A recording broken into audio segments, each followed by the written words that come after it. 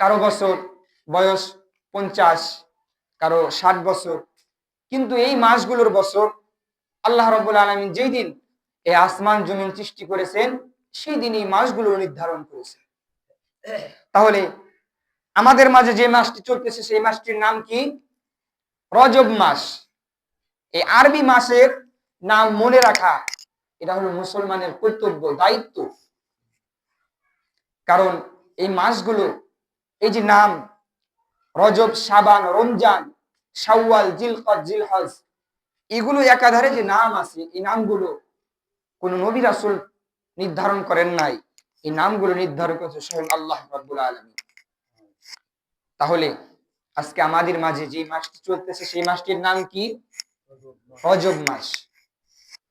আল্লাহর নবী বিশ্ব নবী সাল্লাল্লাহু আলাইহি ওয়াসাল্লাম যখনই রজব মাসের চাঁদ উদিত হইতো তখন থেকে আল্লাহর নবী বলতেন, একটা দোয়া বেশি বেশি পাঠ করতেন, আল্লাহুম্মা বারিক লানা ফি রজব ওয়া শাবান ওয়া বাল্লিগনা রমাদান। রজব শাবানে বরকত দাও, রমজানে তুমি গুনাহ ঝরাও। সপ্তাহ জুড়ে বরকত দাও, জুমার দিনে তুমি গুনাহ ঝরাও। রজব শাবানে বরকত দাও, রমজান মাসে তুমি গুনাহ ঝরাও। তাহলে আল্লাহর নবী সাল্লাল্লাহু আলাইহি ওয়াসাল্লাম রজব মাস যখন তিনি পেয়ে যাইতেন তখন তিনি একটা দোয়া বেশি বেশি করতেন, আল্লাহুম্মা আয় আল্লাহ বারিক লানা ফি রজব ওয়া শাবান, তুমি রজব এবং শাবানে বরকত দান করো আর রমজান পর্যন্ত আমার হায়াতকে বৃদ্ধি করে দাও। সুবহানাল্লাহ।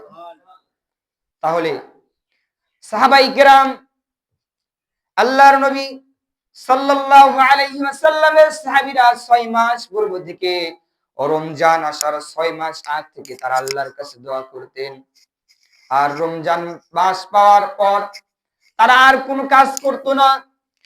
রমজানের ফজিলত পাওয়ার জন্য সাহাবায়ে কিরাম 6 মাস পূর্ব থেকে আল্লাহর কাছে দোয়া করতেন, আল্লাহ আপনি আমাদেরকে রমজান পর্যন্ত পৌঁছায়া দেন। এই যে আমাদের মাঝে এই যে শাবান মাস, রজব মাস চলতেছে, রজবের পরে শাবান, যিনি শাবানের পরে রমজান আমাদের মাঝে পৌঁছায়া দিবে। রজবের পরে শাবান, শাবানের পরে রমজান। রমজান মাস, এই মাসটার ফজিলত কেন? কেন এই মাসটার এত ফজিলত? একটাই কারণ, এই কারণ হলো রমজান মাসে আল্লাহ রাব্বুল আলামিন কোরআন নাজিল করেছে। তাহলে রমজানের ফজিলত কি জন্য? যে রমজান মাসে কোরআন নাজিল হয়েছে, এই জন্য রমজানের ফজিলত। আর আমার নবীর এত দাম কেন? সকল আম্বিয়া আলাইহিস সালাতু ওয়াস সালামের মধ্যে শ্রেষ্ঠত্ব দান কেন করলেন আল্লাহ রাব্বুল আলামিন? এই জন্য আমার নবীর মর্যাদা এত বেশি, কারণ আমার রাসূলের উপর স্বয়ং আল্লাহ কোরআন নাজিল করেছে। তাহলে এই রমজান মাসের ফজিলত হলো কোরআন নাজিলের জন্য, আর আমার রাসূলের মর্যাদা হলো আমার রাসূলের উপর আল্লাহ কোরআন নাজিল করেছেন। তাহলে এই কোরআনের সাথে যদি আমার আপনার সম্পর্ক সৃষ্টি হয়, যিনি আমাদের আপনাকে ভালোবাসবেন তিনি কে? যিনি আমাকে আপনাকে মর্যাদা সম্পন্ন মানুষ বানায় দিবেন, এই কোরআনের সাথে যদি কেউ সম্পর্ক রাখে। কারণ এই কোরআন হলো এমন একটা কিতাব, আলিফ লাম মিম যালিকাল কিতাবু লা রাইবা ফীহি হুদাল লিল মুত্তাকিন। সুবহানাল্লাহ বলেন। এই কোরআন এমন একটি কিতাব, আলিফ লাম মিম, এটা হলো হরফে মুকাত্তাআত, এটার কোনো অর্থ আসে না। এর অর্থ আল্লাহ রাব্বুল আলামিন ছাড়া কেউ জানে না। কিন্তু এর অর্থ মুফাসসির কিরামগণ এর অর্থ কিছু কিছু অর্থ করেছেন। কেউ কেউ বলেছেন যে এর অর্থ হলো আল্লাহ রাব্বুল আলামিন এই অর্থ, এই হরফগুলো দেওয়ার কারণ হলো এই হরফগুলোর অর্থ আল্লাহ ছাড়া কেউ জানে না। একটাই কারণ, এর দ্বারা বোঝায় যে কোরআন হলো আল্লাহর কিতাব। কোরআন কোন মানুষের বানানো কিতাব নয়, কোরআন হলো আল্লাহর কিতাব। আল্লাহ রাব্বুল আলামিন বলেন যালিকাল কিতাব, এটা এমন একটা কিতাব লা রাইবা ফি, কোনো সন্দেহ নাই, কোনো সন্দেহের অবকাশ নাই, হুদাল লিল মুত্তাকিন, আর আমি আল্লাহ রাব্বুল আলামিন মুত্তাকিনদের জন্য পথপ্রদর্শক হিসাবে আমি আল্লাহ এই কোরআন কিতাব নাযিল করেছি। এই কোরআন আমি মুত্তাকিন বান্দাদের জন্য নাযিল করেছি। এই কোরআন আমি আল্লাহ রাব্বুল আলামিন মুত্তাকিন বান্দাদের জন্য পথপ্রদর্শক হিসাবে নাযিল করেছি। এই কোরআনের ভিতরে এমন কোন জিনিস নাই যে নাই, কোরআনের ভিতরে সব কিছু আছে, কিন্তু আমাদের জানার অভাব। আমরা সমাজের ভিতরে দেখি মানুষ, অনেক ছেলেপেলে আছে সন্তানদেরকে, মা বাবারা সন্তানদেরকে উচ্চ শিক্ষিত করে, অনেক বড় ডিগ্রি অর্জন করে, কিন্তু আল্লাহ রাব্বুল আলামিন যে আমাদেরকে কোরআন দিয়েছেন, এই কোরআন নামক কিতাবটা পড়তে পারে না, কোরআনের ভিতর কি আছে জানে না। এই কোরআন এমন একটা ফজিলতপূর্ণ কিতাব, যে ব্যক্তি একটা অক্ষর পড়বে, কোরআনের একটা অক্ষর পড়বে, আল্লাহ রাব্বুল আলামিন ওই বান্দার আমলনামায় 10টা নেকি লিখে দেবে। আচ্ছা বলেন তো, পৃথিবীতে এমন কোন কিতাব আছে যে কিতাব যদি বাংলা, ইংরেজি, এরকম ভাবে বাইবেল, আর অনেক কিতাব আছে যেগুলো, এগুলো পড়লে তার আমলনামায় একটা হরফের বিনিময়ে 10টা নেকি লেখা হবে, এরকম কোন কিতাব আছে কি? নাই, কিয়ামত পর্যন্ত হবেও না। এই কোরআন হলো আল্লাহ তাআলার পাঠানো কোরআন। আর এই কোরআনকে আল্লাহ রাব্বুল আলামিন কি জন্য দুনিয়াতে প্রেরণ করেছেন? আল্লাহ রাব্বুল আলামিন বলেন, আলিফ লাম রা কিতাবুন আনজালনাহু ইলাইকা লিতুখরিজান নাসা মিনাজ যুলুমাতি ইলান নূর। সুবহানাল্লাহ বলেন। আল্লাহ রাব্বুল আলামিন বলেন, আলিফ লাম রা কিতাবুন আনজালনাহু ইলাইকা লিতুখরিজান নাস, আমি আল্লাহ রাব্বুল আলামিন এই কিতাব এই জন্য নাযিল করেছি যাতে করে অন্ধকারের মানুষদেরকে, যাতে করে গোমরাহীদেরকে, তুমি রাসূলকে বলতেছেন, ও রাসূল, হে রাসূল, আমি আল্লাহ রাব্বুল আলামিন এই কোরআন এই জন্য নাযিল করেছি যাতে করে তুমি অন্ধকারের মানুষদেরকে এই কোরআনের শিক্ষা দিয়ে তুমি আলোর পথ দেখাইতে পারো। তাহলে এই কোরআন এমনি এমনি নাযিল করে নাই। এই কোরআন শুধু যদি আমরা তেলাওয়াত করি, এই কোরআনের কোনো মর্ম অর্থ আমরা বুঝবো না, এই কোরআনের ভিতর কি বলছে, এই জন্য কোরআনের অর্থ বুঝতে হবে। দুনিয়াতে আমরা যদি এই যে আলেমদেরকে আমরা সম্মান করেন, আপনারা কি জন্য সম্মান করেন বলেন তো দেখি? আলেমরা কি জন্য আলেমদেরকে সম্মান করেন? শুধু একটাই কারণ, আল্লাহর নবী বলেছেন, ইন্নাল উলামা, নিশ্চয় উলামায়ে কিরাম ওয়ারাসাতুল আম্বিয়া, উলামায়ে কিরাম হলো নবীদের উত্তরাধিকারী ওয়ারিস।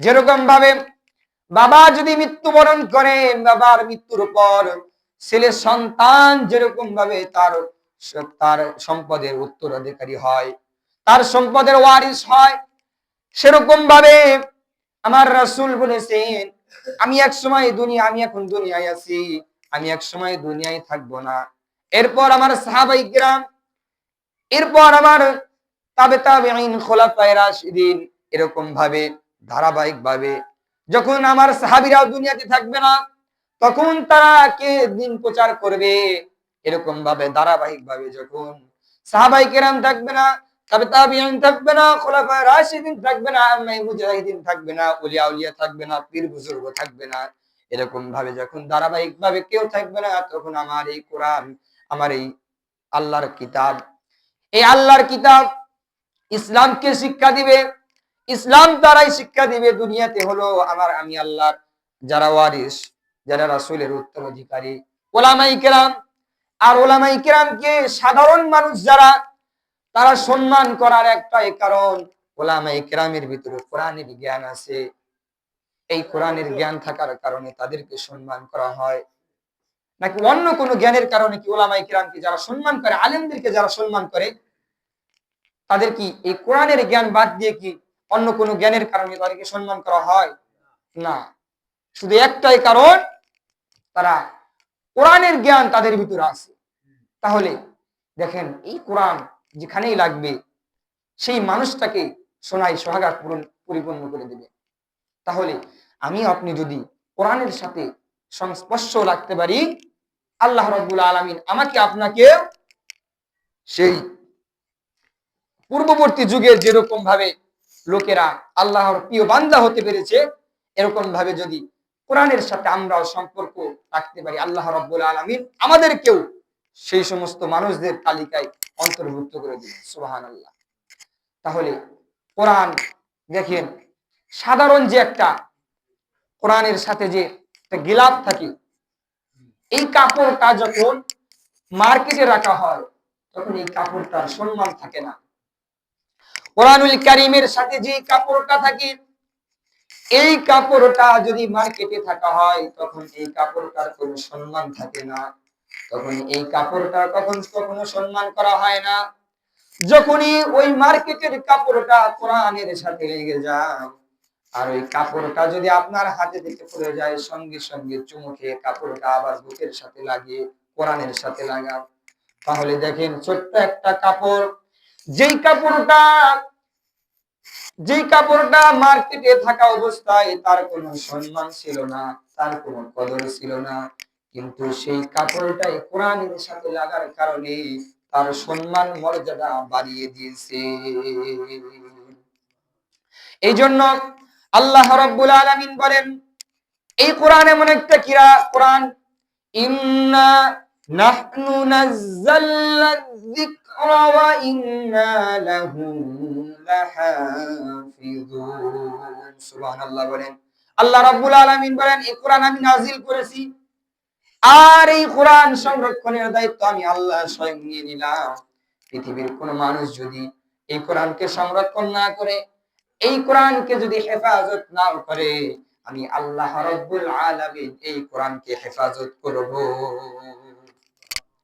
বিশ্বনবী সাল্লাল্লাহু আলাইহি ওয়াসাল্লাম একবার মসজিদে নববীতে প্রবেশ করবেন, তিনি দেখলেন দুই দলে, দুই সাইডে, বাম সাইডে এবং ডান সাইডে দুইটা দল হয়ে একদিকে জিকির আজগার করতেছে, আর একদিকে কোরআনের দার্স হচ্ছে, কোরআন তেলাওয়াত হইতেছে।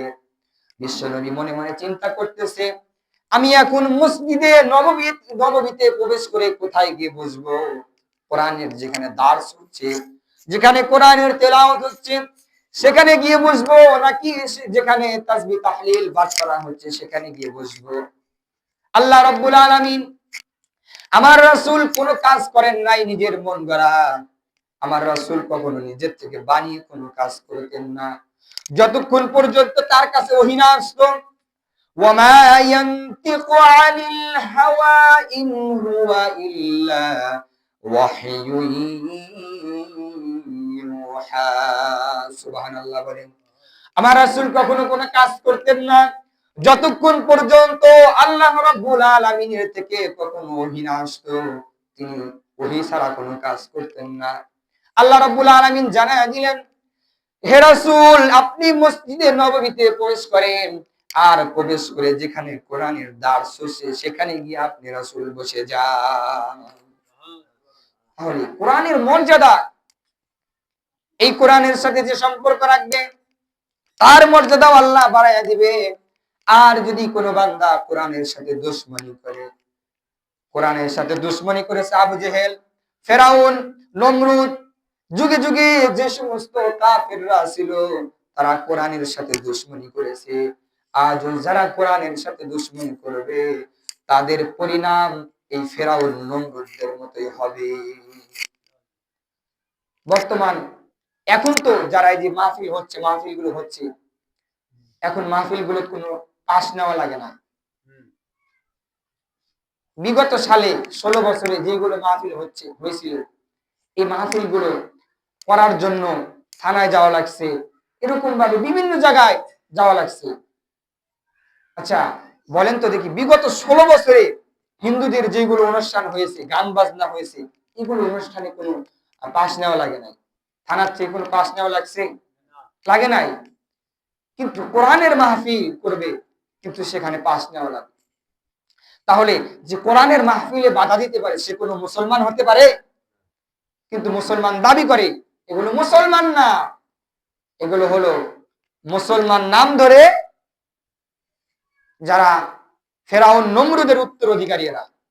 এই জন্য এখনো যারা দেখবেন কোরআনের মাহফিলে বাধা দেয়, তারা প্রকৃতপক্ষে জারদ সন্তানের কয়েকটি বৈশিষ্ট্য আছে।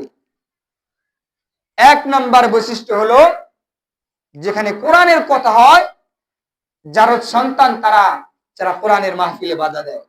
ওতুল্লিম বাদা যালিকা জানিম, যে রাসূলদেরকে বাধা দিয়েছে যারা, আর রাসূল বলেছেন যে কোরআনের মাহফিলে বাধা দেয় যারা, দুনিয়ার বুকে দেখবে যে যারা কোরআনের মাহফিলে বাধা দেয় এরা হলো জারদ সন্তান। কারণ ভালো মানুষ কখনো কোরআনের মাহফিলে বাধা দিতে পারে না। এই জন্য কোরআনের সাথে আমাদেরকে ভালো সম্পর্ক রাখতে হবে, কোরআনের বিরোধিতা করা যাবে না। এই কোরআন এমন কোনো বিষয় নাই যে নাই।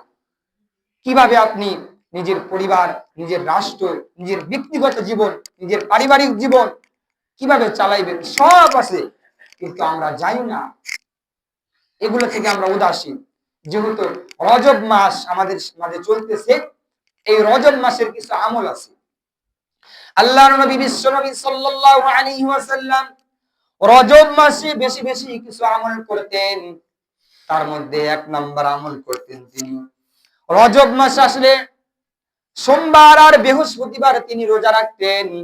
আর রজব মাসের আরবি মাসের 13, 14, 15 এই 3 দিন রোজা রাখতেন। কারণ আমাদের সামনে রমজান।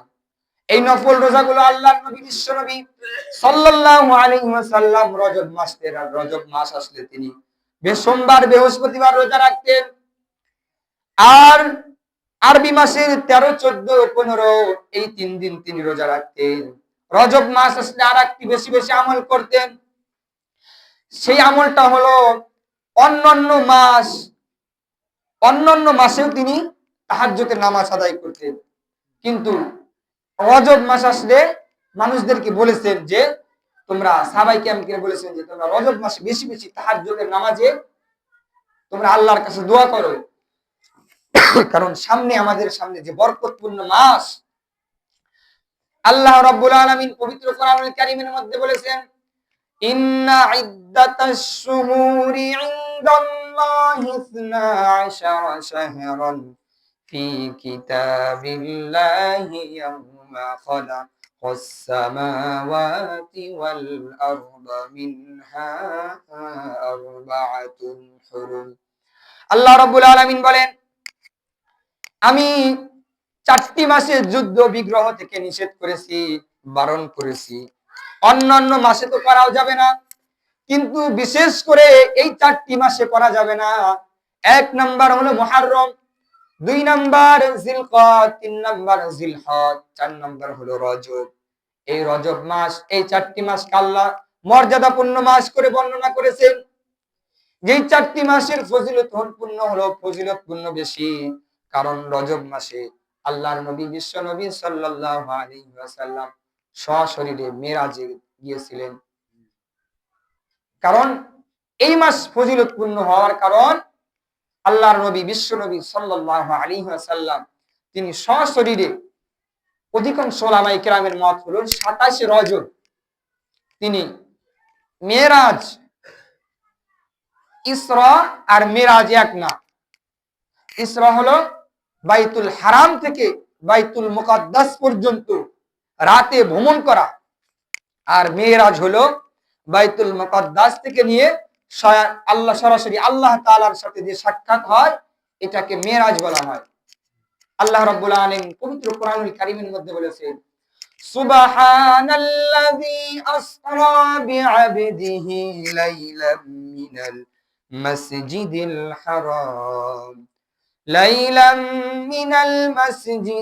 হারাম ইলাল মাসজিদিল আকসা। তাহলে মসজিদে আকসা থেকে, মসজিদে হারাম থেকে মসজিদে আকসা পর্যন্ত রাসূল রাতে যে ভ্রমণ করেছেন, এই ভ্রমণটাকে বলা হয় ইসরা। সুবহানাল্লাযী আসরা বিআবদিহি, আসরা, এই আসরা আর ইসরা এক। তাহলে আর মেরাজ হলো বাইতুল মুকাদ্দাস থেকে নিয়ে একেবারে আল্লাহ তাআলার সাথে যে সাক্ষাৎ হয়, একেই মেরাজ বলা হয়। এই জন্য এই মাসটা হলো ফজিলতপূর্ণ মাস। আরেকটা রাসূল সাল্লাল্লাহু আলাইহি ওয়াসাল্লাম এই মাসে আরেকটা বেশি বেশি আমল করতেন।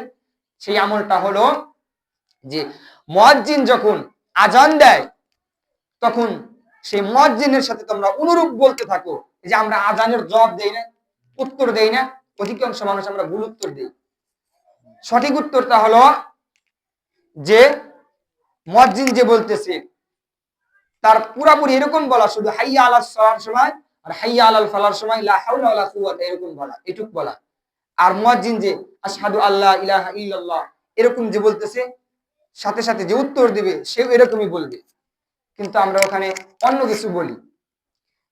তাহলে আজকে থেকে আমরা এরকম ভাবে আজানের উত্তর দিব যে মুয়াজ্জিন যেরকম বলতেছে ওরকমই বলা, শুধু হাইয়া আলাস সালাহ আর হাইয়া আলাল ফালার সময় লা হাওলা ওয়ালা কুওয়াতা ইল্লা বিল্লাহ এতটুকু বলবো।